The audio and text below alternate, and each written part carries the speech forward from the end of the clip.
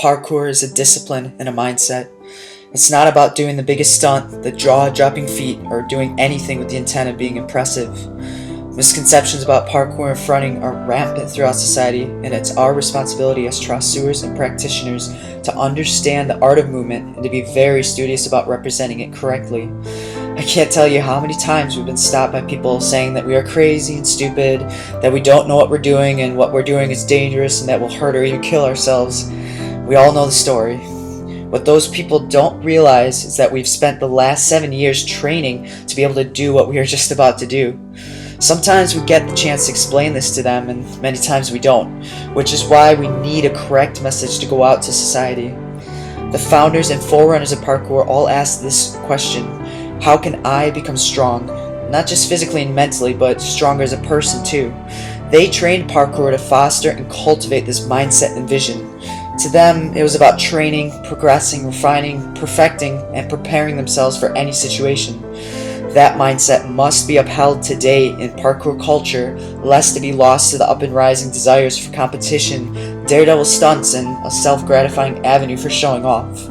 Parkour was always meant to be very deep and very personal, goal and vision oriented. You don't train to be better than someone else. You train to be better than you were yesterday. It's not a sport and it's not competitive.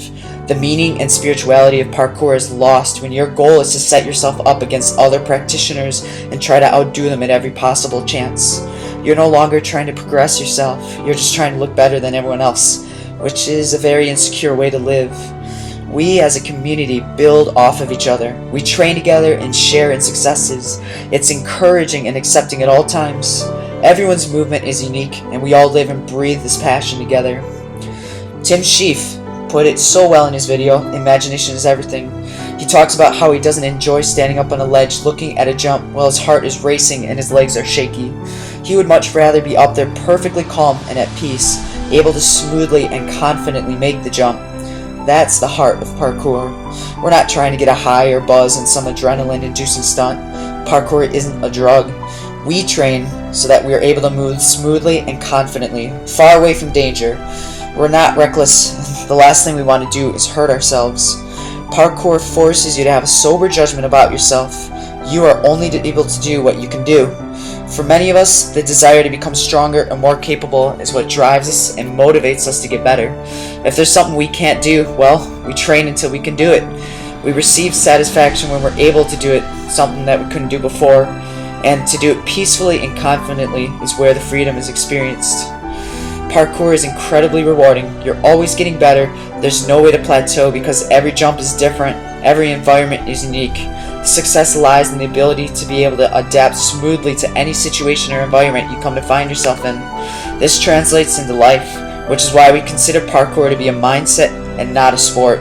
No matter what situation you find yourself in, no matter how many obstacles you're faced with, parkour helps us to realize that there's always a way out. It will probably take a lot of strength and some creativity, but you can overcome the challenges.